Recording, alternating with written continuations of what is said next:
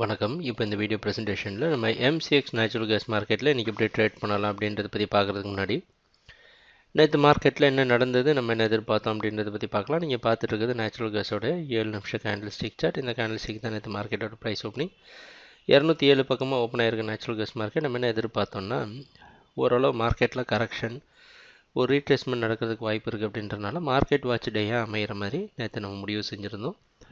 Price open ஆனது, market ஏற்றத்தை கொடுத்து 213 வரைக்கும் போயிட்டு 12 க்ளோஸ் ஆகிருக்கு. நம்ம நினச்ச மாதிரி ஒரு கரெக்ஷனில் நடந்திருக்கு.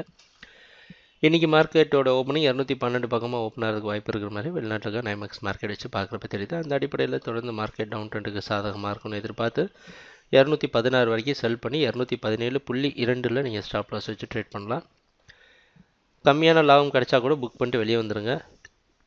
ஏன்னா நம்ம மார்க்கெட்டோடைய ரீட்ரேஸ்மெண்ட் அப்படின்ற இந்த ட்ரெண்டுக்கு சாதகமான ரீட்ரேஸ்மெண்ட்டான ஒவ்வொரு ரெசிஸ்டன்ஸில் நடக்கிற செல்லிங்கை சாதகமாச்சு ப்ராஃபிட் பண்ணிட்டு வெளியே வர முயற்சி செய்வோம்.